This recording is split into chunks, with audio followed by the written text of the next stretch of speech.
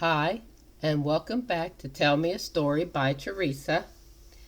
And today is our last story, story 17. And I hope you've been enjoying this whole story. And if you have, just like and subscribe. And but today's story is called When Wendy Grows Up. And I'm going to let Kathy read this story today. So let's get started. Page 248. Chapter 17. When Wendy Grew Up. I hope you want to know what became of the other boys. They were waiting below to give Wendy time to explain about them, and when they had counted 500 they went up. They went up by the stair because they thought this would make a better impression. They stood in a row in front of Mrs. Darling, with their hats off, and wishing they were not wearing their pirate clothes. They said nothing, but their eyes asked her to have them. They ought to have looked at Mr. Darling also, but they forgot about him. Of course Mrs. Darling said at once that she would have them, but Mr. Darling was curiously, page 249, depressed, and they saw that he considered 6 a rather large number. I must say, he said to Wendy, that you don't do things by halves, a grudging remark which the twins thought was pointed at them. The first twin was the proud one, and he asked, flushing, "Do you think we should be too much of a handful, sir? Because if so we can go away." "Father," Wendy cried, shocked, but still the cloud was on him. He knew he was behaving unworthily, but he could not help it. "We could lie doubled up," said Nibs. "I always cut their hair myself," said Wendy. "George," Mrs. Darling exclaimed, pained to see her dear one showing himself in such an unfavorable light. Then he burst into tears, and the truth came out. He was as glad to have them as she was, he said, but he thought they should have asked his consent as well as hers, instead of treating him as a cipher in his own house. "I don't think he is a cipher," Toodles cried instantly. "Do you think he is a cipher, Curly?" Page 250.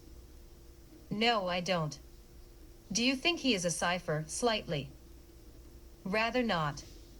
"Twin, what do you think?" It turned out that not one of them thought him a cipher, and he was absurdly gratified, and said he would find space for them all in the drawing-room if they fitted in. "We'll fit in, sir," they assured him. "Then follow the leader," he cried gaily. "Mind you, I am not sure that we have a drawing-room, but we pretend we have, and it's all the same. Hoopla!"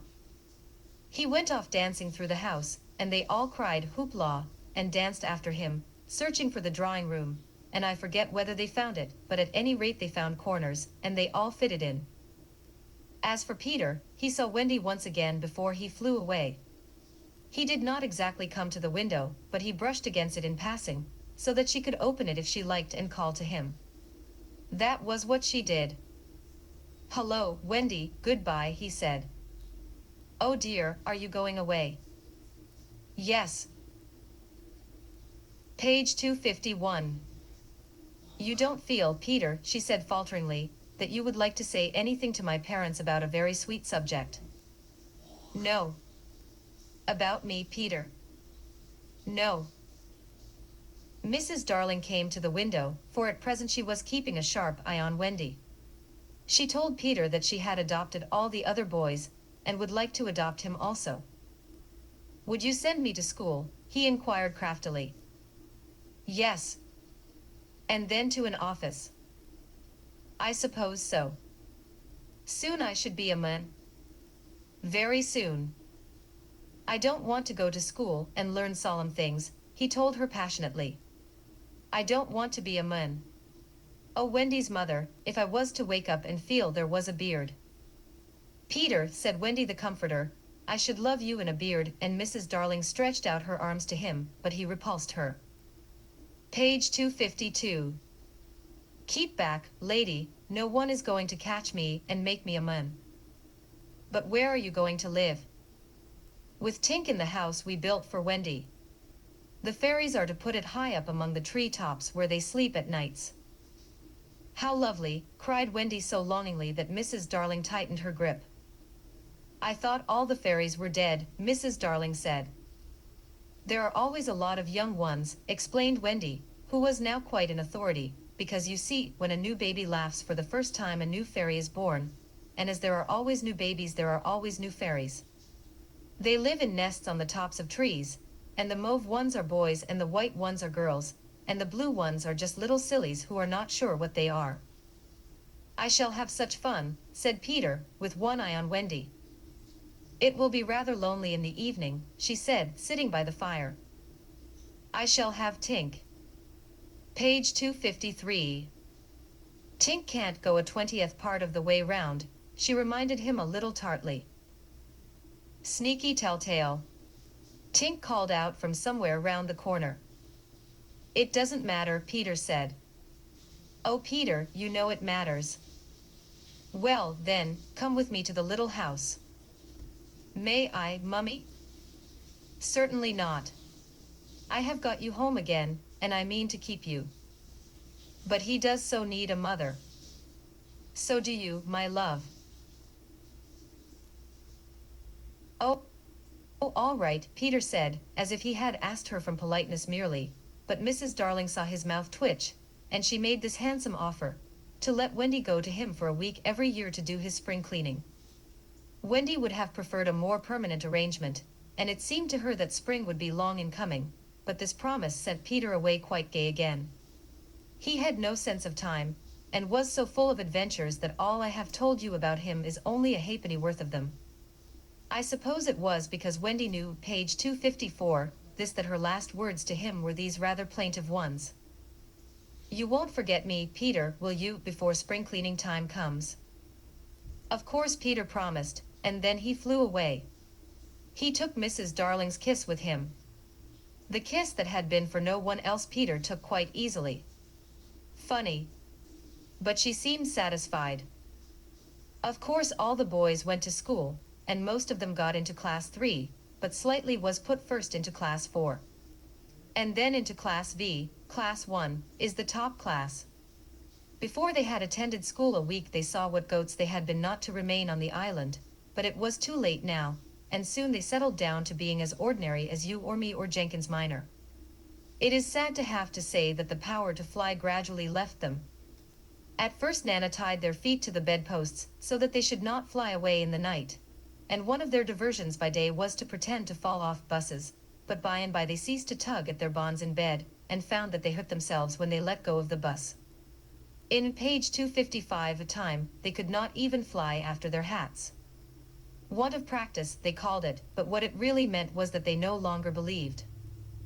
Michael believed longer than the other boys, though they jeered at him, so he was with Wendy when Peter came for her at the end of the first year. She flew away with Peter in the frock she had woven from leaves and berries in the Neverland, and her one fear was that he might notice how short it had become, but he never noticed, he had so much to say about himself. She had looked forward to thrilling talks with him about old times, but new adventures had crowded the old ones from his mind. Who is Captain Hook? He asked with interest when she spoke of the arch enemy. Don't you remember, she asked, amazed, how you killed him and saved all our lives? I forget them after I kill them, he replied carelessly. When she expressed a doubtful hope that Tinker Bell would be glad to see her, he said, Who is Tinker Bell? Page 256. Oh, Peter, she said, shocked, but even when she explained he could not remember. There are such a lot of them, he said. I expect she is no more.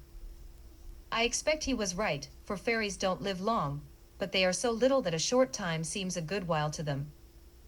Wendy was pained too to find that the past year was but as yesterday to Peter. It had seemed such a long year of waiting to her.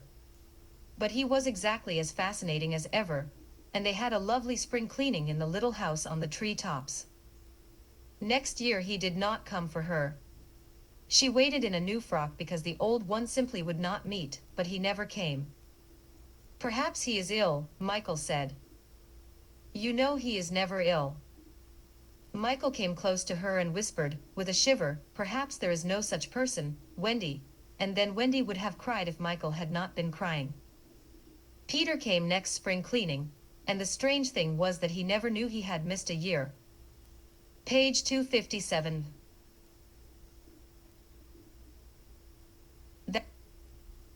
That was the last time the girl Wendy ever saw him. For a little longer she tried for his sake not to have growing pains, and she felt she was untrue to him when she got a prize for general knowledge. But the years came and went without bringing the careless boy, and when they met again Wendy was a married woman, and Peter was no more to her than a little dust in the box in which she had kept her toys. Wendy was grown up. You need not be sorry for her. She was one of the kind that likes to grow up. In the end she grew up of her own free will a day quicker than other girls. All the boys were grown up and done for by this time, so it is scarcely worth while saying anything more about them. You may see the twins and Nibs and Curly any day going to an office, each carrying a little bag and an umbrella. Michael is an engine driver. Slightly married a lady of title, and so he became a lord. You see that judge in a wig coming out at the iron door. That used to be Toodles. The bearded man who doesn't know any story to tell his children was once John. Page 258.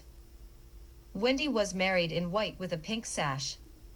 It is strange to think that Peter did not alight in the church and forbid the banns. Years rolled on again, and Wendy had a daughter. This ought not to be written in ink but in a golden splash. She was called Jane, and always had an odd inquiring look, as if from the moment she arrived on the mainland she wanted to ask questions. When she was old enough to ask them they were mostly about Peter Pan. She loved to hear of Peter, and Wendy told her all she could remember in the very nursery from which the famous flight had taken place. It was Jane's nursery now, for her father had bought it at the 3%. From Wendy's father, who was no longer fond of stairs. Mrs. Darling was now dead and forgotten. There were only 2 beds in the nursery now, Jane's and her nurse's, and there was no kennel, for Nana also had passed away. She died of old age, and at the end she had been rather difficult to get on with, being very firmly convinced that no one knew how to look after children except herself. Page 259. Once a week Jane's nurse had her evening off, and then it was Wendy's part to put Jane to bed. That was the time for stories. It was Jane's invention to raise the sheet over her mother's head and her own, thus making a tent, and in the awful darkness to whisper. What do we see now? I don't think I see anything tonight, says Wendy, with a feeling that if Nana were here she would object to further conversation. Yes, you do, says Jane, you see when you were a little girl. That is a long time ago, sweetheart, says Wendy. Ah me, how time flies. Does it fly, asks the artful child, the way you flew when you were a little girl? The way I flew? Do you know, Jane, I sometimes wonder whether I ever did really fly. Yes, you did. The dear old days when I could fly. Why can't you fly now, mother? Because I am grown up, dearest. When people grow up they forget the way. Why do they forget the way? Because they are no longer gay and innocent, page 260, and heartless. It is only the gay and innocent and heartless who can fly. What is gay and innocent and heartless? I do wish I was gay and innocent and heartless. Or perhaps Wendy admits that she does see something. I do believe, she says, that it is this nursery. I do believe it is, says Jane. Go on. They are now embarked on the great adventure of the night, when Peter flew in looking for his shadow. The foolish fellow, says Wendy, tried to stick it on with soap, and when he could not he cried, and that woke me, and I sewed it on for him. You have missed a bit, interrupts Jane, who now knows the story better than her mother. When you saw him sitting on the floor crying, what did you say? I sat up in bed and I said, boy, why are you crying? Yes, that was it, says Jane, with a big breath. And then he flew us all away to the Neverland and the fairies and the pirates, and page 261 of the Redskins and the Mermaid's Lagoon, and the home under the ground, and the little house. Yes. Which did you like best of all? I think I liked the home under the ground best of all. Yes, so do I. What was the last thing Peter ever said to you? The last thing he ever said to me was, just always be waiting for me, and then some night you will hear me crowing. Yes. But alas, he forgot all about me. Wendy said it with a smile. She was as grown up as that. What did his crow sound like? Jane asked one evening. It was like this, Wendy said, trying to imitate Peter's crow. No, it wasn't, Jane said gravely. It was like this, and she did it ever so much better than her mother. Wendy was a little startled. My darling, how can you know? I often hear it when I am sleeping, Jane said. Page 262. Ah yes, many girls hear it when they are sleeping, but I was the only one who heard it awake. Lucky you, said Jane. And then one night came the tragedy. It was the spring of the year, and the story had been told for the night, and Jane was now asleep in her bed. Wendy was sitting on the floor, very close to the fire, so as to see to darn, for there was no other light in the nursery, and while she sat darning she heard a crow. Then the window blew open as of old, and Peter dropped on the floor. He was exactly the same as ever, and Wendy saw at once that he still had all his first teeth. He was a little boy, and she was grown up. She huddled by the fire, not daring to move, helpless and guilty, a big woman. Hello, Wendy, he said, not noticing any difference, for he was thinking chiefly of himself, and in the dim light her white dress might have been the nightgown in which he had seen her first. Hello, Peter, she replied faintly, squeezing page 263 herself as small as possible. Something inside her was crying, woman, woman, let go of me. Hello, where is John? He asked, suddenly missing the third bed. John is not here now, she gasped. Is Michael asleep? He asked, with a careless glance at Jane. Yes, she answered, and now she felt that she was untrue to Jane as well as to Peter. That is not Michael, she said quickly, lest a judgment should fall on her. Peter looked. Hello, is it a new one? Yes. Boy or girl? Girl. Now surely he would understand, but not a bit of it. Peter, she said, faltering, are you expecting me to fly away with you? Of course, that is why I have come. He added a little sternly, have you forgotten that this is spring cleaning time? She knew it was useless to say that he had let many spring cleaning times pass. Page 264. I can't come, she said apologetically, I have forgotten how to fly. I'll soon teach you again. Oh, Peter, don't waste the fairy dust on me. She had risen, and now at last a fear assailed him. What is it? He cried, shrinking. I will turn up the light, she said, and then you can see for yourself. For almost the only time in his life that I know of, Peter was afraid. Don't turn up the light, he cried. She let her hands play in the hair of the tragic boy. She was not a little girl heartbroken about him. She was a grown woman smiling at it all, but they were wet smiles. Then she turned up the light, and Peter saw. He gave a cry of pain, and when the tall beautiful creature stooped to lift him in her arms he drew back sharply. What is it? He cried again. She had to tell him. I am old, Peter. I am ever so much more than 20. I grew up long ago. Page 265. You promised not to. I couldn't help it. I am a married woman, Peter. No, you're not. Yes, and the little girl in the bed is my baby. No, she's not. But he supposed she was, and he took a step towards the sleeping child with his dagger upraised. Of course he did not strike. He sat down on the floor instead and sobbed, and Wendy did not know how to comfort him, though she could have done it so easily once. She was only a woman now, and she ran out of the room to try to think. Peter continued to cry, and soon his sobs woke Jane. She sat up in bed, and was interested at once. Boy, she said, why are you crying? Peter rose and bowed to her, and she bowed to him from the bed. Hello, he said. Hello, said Jane. My name is Peter Pan, he told her. Yes, I know. Page 266. I came back for my mother, he explained, to take her to the Neverland. Yes, I know, Jane said, I've been waiting for you. When Wendy returned diffidently, she found Peter sitting on the bedpost crowing gloriously, while Jane in her nightie was flying round the room in solemn ecstasy. She is my mother, Peter explained, and Jane descended and stood by his side, with the look on her face that he liked to see on ladies when they gazed at him. He does so need a mother, Jane said. Yes, I know, Wendy admitted rather forlornly, no one knows it so well as I. Goodbye, said Peter to Wendy, and he rose in the air, and the shameless Jane rose with him. It was already her easiest way of moving about. Wendy rushed to the window. No, no, she cried. It is just for spring cleaning time, Jane said. He wants me always to do his spring cleaning. If only I could go with you, Wendy sighed. Page 267.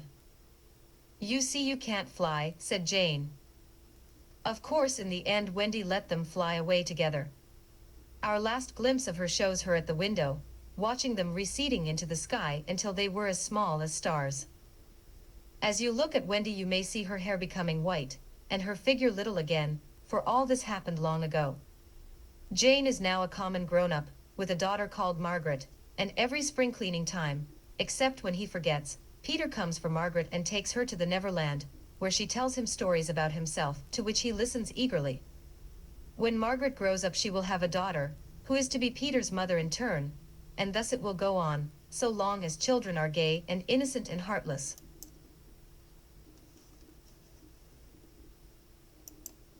So I hope you've enjoyed our story of Peter and Wendy.